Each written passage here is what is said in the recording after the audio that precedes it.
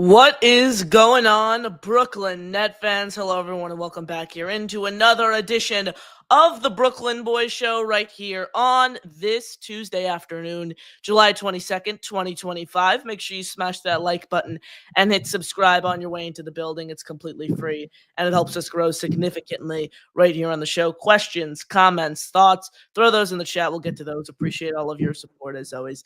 I'm Connor Long right here with you guys on the Brooklyn Boys Show, and today we are joined by a very special guest, NBA insider, Scoop B. Robinson. Brandon Scoop B. Robinson, thank you so much for joining us right here on this Tuesday afternoon, and welcome to the show. Thank you for having me, my brother. Good to meet you virtually, and thank you. Good to see you. Of course, absolutely, and I'm super happy you are able to be here and obviously fit us into your very busy schedule. Scoop, where I want to start is Cam Thomas. I'd be remiss if I didn't start there, and that's how we've been pretty much starting every show right here on the Brooklyn Boys Show this offseason. The question remains, will Cam Thomas return to Brooklyn? And now I'm going to pose that question to you, Scoop. Is Cam Thomas a Brooklyn Net come September of this year? I don't know. I know that he likes it in Brooklyn. I spoke with Cam last week, and it's just a matter of fit at this point. And I think a lot of times, a lot of my peers and a lot of verbiage in general gets thrown around about someone's worth, and I don't think that Cam has been done a just service as it relates to just what he's brought to that team. And I think in a world where you got guys who were averaging 10, 12, 13, 14 points a game, getting 30 million a year, why not Cam? Absolutely, and I think the biggest holdup in my eyes, and I think the reason, Scoop, that a lot of people are saying maybe why not Cam is kind of just the style that he brings to the table as a one-dimensional player. I mean, let's be real. Cam Thomas, the main asset that he brings to the table, and arguably the really only valuable asset that he brings to the table is scoring. And I'm still in the boat that is a very valuable asset. Look, is he the starting shooting guard on the Oklahoma City Thunder? Is he the starting shooting guard on a team that's going to win a championship? No, but I think Cam Thomas on a winning team can be potentially in the starting five, but I see his role maybe as a sixth man off the bench, kind of playing that Lou Williams type role. I think he's someone who's. I don't see it that way, and I'll add that, adding that I think that Cam Thomas can be a starter on a team today. I think anytime you start talking about him being a sixth man and kind of relegating what he does, I think you're downplaying his talent, and quite frankly, I think that's insulting, and I think that's bullshit. Wow. Okay. I'm not angry at you. I think when in a world where you give Joe Harris that type of money a couple of years ago, and then you use the argument that he's a 3-point shooter, well, then that means he's. I hate Joe Harris. What'd you say? I said I'm not a Joe Harris fan by any measure. Right. But what I'm saying is, anytime you start giving again, I go back to the notion of once people start saying things, people believe that as fact, and that's not fair. I give you a perfect example. I watched during the free agency time, people talk ad nauseum about how Kevin Durant was going to go to the Spurs or the Timberwolves, and enough people said it, and they believe that as fact. And he was always going to the Houston Rockets. It was just a matter of fit. And I think enough people said it, and enough people were talking about the number 2 overall pick going to the Phoenix Suns, and then everybody counted that as fact. And I feel like the same thing goes for Cam. I think whenever you start downplaying somebody that they are just a one-dimensional player, like the NBA, let's just be real. Most of those guys don't play defense. This is not college. If they may play passing lanes, they may play like I think that's like let's stop acting like Cam Thomas is damaged goods, because he's not. If the Nets aren't going to pay him, just say that and move on. Let's stop doing this song and dance of he's a one-dimensional player. I remember sitting in a GM's office in the NBA. And was having a conversation about Jamal Crawford when he was towards the end of his career. And a GM sat in my face and told me, we're not going to sign Jamal because he doesn't play defense. When was a team ever signing Jamal Crawford to play defense? You're getting volume scoring in bunches, and he was a multiple six-man of the to go to your point about six-man, he was a multiple-time six-man of the year recipient. And you know, that's a great career. And that's a great career, but to stick it to about Jamal, then go back to Cam, like Jamal ended up signing with the Phoenix Suns, and then you know there were other teams that were out there. The Lakers had some level of interest. It just wasn't a fit at the time. But I remember sitting in an office with a league GM, and he's still active, and you know they made the statement he didn't play defense, and it was more like they were looking for a reason just not to sign him. Just say you don't want him. Don't make the defensive statement when you're not bringing Jamal in to be a defensive player.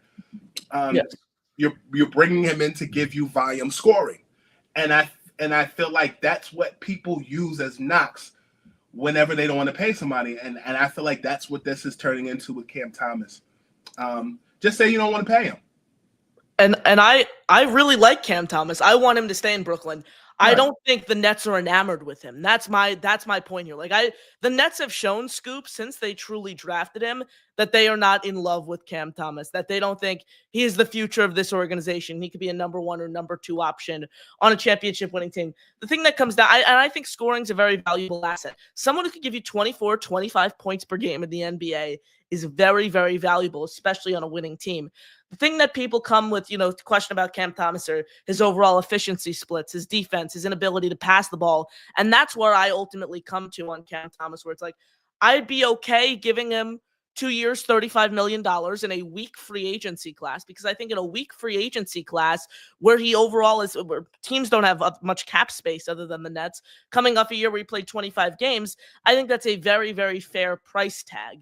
However, I think Cam Thomas is going to get a 1-year deal, somewhere in the range of $13, $15 million. And I think he's ultimately, this time next year, Scoop, we're talking about him suiting up for another NBA team that is not the Brooklyn Nets. And I think that's unfortunate, because this guy was drafted on the back end of the first round by this very GM, someone who's outperformed expectations as a scorer. And I just don't think he's getting the love from the organization as he deserves. And staying with the topic of Cam Thomas, I did have Fred Katz of The Athletic on the show yesterday. Shout out to Fred Katz, a legend in this industry. And I asked him this question. He had a very obvious answer. You're more of a Cam Thomas fan than Fred is, so I want to get your thoughts on this. Who's more valuable in the NBA, in your opinion? Darius Garland or Cam Thomas? Darius Garland to his team, because he played on Cleveland. Just in general, like, not to take away the championship last year, just look at those two exact players. Who would you think is more valuable to a team? I think that question is skewed because of the team that he played for. If I'm talking about skill, I like Cam Thomas. If I'm talking about being a sidekick to Donovan Mitchell, I'm going to say Darius Garland. But I just think that when you attach names and teams, it gets skewed. I like Cam Thomas. I'd be interested to see what I can't give you a yes or no answer, because I know how it's being viewed in the media, and I know how it's being viewed by names. People weren't paying attention to Cam Thomas until, in my opinion, until after Kyrie Irving and Kevin Durant left. People began to pay attention to Cam Thomas and his skill set when he was a viral sensation, when he and I had that conversation about Ain't Shit Funny. The Nets were a team that, you know, that year when Kevin and Kyrie left, they were a team that, you know, had a good first half of the season, and you know, their record wasn't indicative upon what their roster looked at the time. And then people weren't paying attention to Cam Thomas and the Nets anymore because they weren't good. I think when you look at Darius Garland, you attach that to a Cavs team that was competitive. So I think when you attach names, people are judging you based off the team you played for and a winning record. I like both of their skill set, and when healthy, I would pick Cam Thomas. But I also do think that the names that get attached to it are based upon the teams that they're attached to and where they are in the standings. That's the reason why somebody like Bam Adebayo is not looked at for Defensive Player of the Year, because he's on a Miami Heat team that is not good record-wise, but I think he's better defensively than some of those names that were on that list this past season. I'm sorry if I'm not answering you yes or no, but I think context paid attention to. Absolutely, and I think that's a great answer there, that you're not just flat out picking one player, because they are so different. They obviously come from so many different backgrounds. Obviously, Darius Garland was, a top option on a team that was just contending for a championship, and I think he's more polished as a passer than Cam Thomas is. I think Cam Thomas is a better bucket getter and scorer than Darius Garland is. And then you look at Cam Thomas, and he was a number one option on a team, played 25 games last year on a team that ultimately won just 26 games last year. Right. They are so different, and they do bring so many different skill sets. Scoop, I want to get into a report yesterday from Brett Siegel of Clutch Points, a kind of league-wide report that he mentioned Jaden Ivey of the Detroit Pistons, former Rookie of the Year, has been discussed in trade chatter. And obviously the Nets are a team that comes to mind in any trade rumor because they have all this cap space. They're a team amidst the rebuild. Scoop, if Jaden Ivey's on the trade block, would you see the Nets trying to make a move? I could see it, but I also think for the Nets, I know dating back to June that they're under a mandate within that organization. They're not looking to make any big splashes for the next 20 months. And so Jaden Ivey, if you consider that a small move, not named Giannis, cool. I think he'd be a fit, but I also think the Nets are just plugging and playing a lot of things. Like the Nets are in a situation where I think they're in a similar boat to what Oklahoma did at the beginning, where they're really trying to build through the draft and they're looking to see what small pieces they can fill and potentially move or could potentially keep. So does Jaden Ivey fit? Sure. I'm not like calling my friends come basketball season and saying, yo, I'm checking out Jaden Ivey in the Nets. He's a fit. Yeah. But I think the Nets are still trying to put together a puzzle that nobody's been able to figure out. Here we are. Yeah, and I think that puzzle truly starts with using all 5 of your draft picks and taking 5 guys who, let's be honest, you can't play all 5 of these guys on the floor together. They just have, you took 3 guards, you took a center in Danny Wolf, who I think is so far from NBA ready, took a guard in Ben Seraf, who I think is going to spend most of the year in the G League, and then obviously a guy like Drake Powell. I think that was the Nets' best value selection. But yeah, I completely agree with what you're saying there. The direction that they're picking isn't really all that obvious. They keep making these different moves that, contradict the move before. So ultimately, I think this is a rebuild for Brooklyn that they're going to take their time with. They're not going to rush. They're not going to, try to go all in and win a championship next year. I don't think they have the personnel to do that. I think the best outcome overall for this team, and I want to get your thoughts here, is you have all these draft picks over the next few years. I think you build a young core over the next 3 or so seasons, and then you package the remaining of those 30 draft picks you have over the next 7 years and try to go all in and get a superstar, potentially, the Giannis, the Jokic. There were talks about Giannis this offseason. I thought those were very dumb because it's like this team, adding Giannis doesn't do anything for this team. They're not contending. So Brian Lewis, came out with that report, and I have respect for Brian quite a bit. And I think the Nets, in some aspects, were banking on getting, like the Nets reminded me this offseason of the Knicks in 2019 when they thought that they were going to get Kyrie Irving, Kevin Durant, and they were going to draft Zion Williamson. They thought they were going to get the number 1 overall pick. And I think that's the best thing that didn't happen to the Knicks for a lot of reasons. And when you look at the Nets, I looked at the fact that the Nets, it seemingly felt like they thought they were going to get pick 1 or 2. That Dylan Harper was going to somehow slide, or they were going to get Ace Bailey, and then they were going to build there's the reality of what the Nets are, and then there's the cartoon of what the Nets are. And I think that the only team realistically to me that had the trade pieces and assets to get Giannis that were Eastern Conference team were the Toronto Raptors, and I stand by that. There are things that have changed internally with the Raptors as to why that is not likely at this present point. But, as it relates to Giannis does want to play in the Eastern Conference. I'd be interested to see what that looks like come closer to the regular season. I still don't necessarily see Brooklyn as that team, although the Nets may have aspirations of that down the line.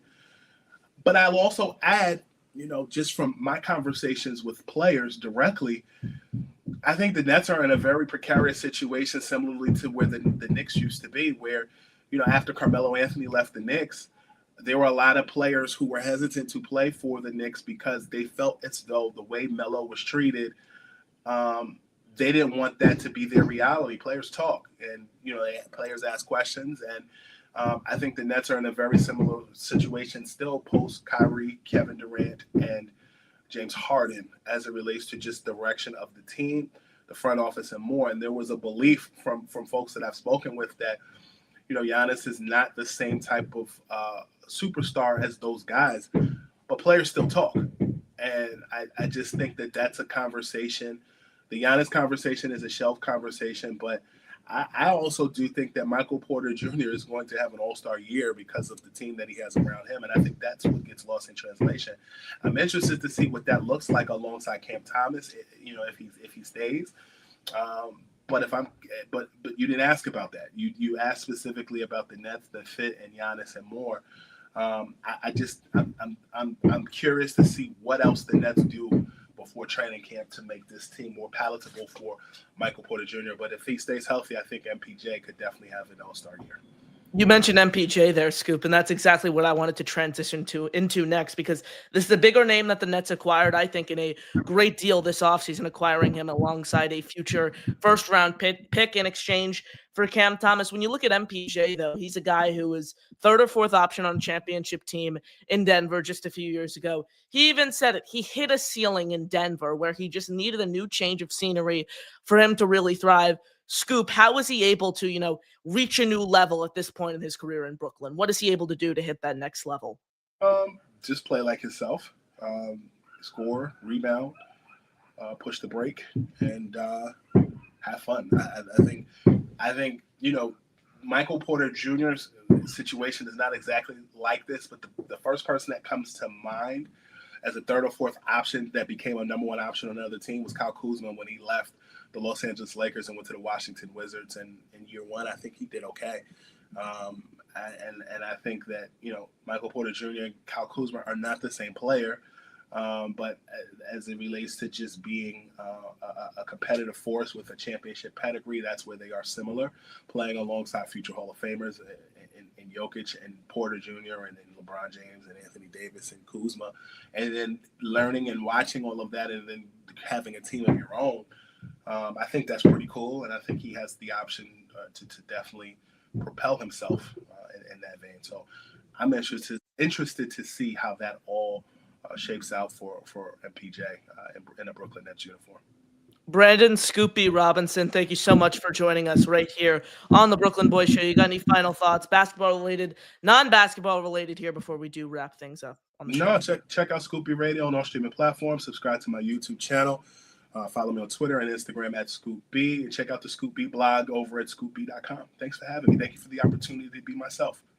Of course. Thank you, Scoop, for joining us. Appreciate all of your support. Appreciate you sparing some time for us right here on the show. That'll do it for us here on the Brooklyn Boys Show. He's Brandon Scoopy Robinson. I'm your host, Connor Long, signing off right here on this Tuesday, July 22nd, 2025. Have a great rest of your day, everyone. And as always, go Nets, baby.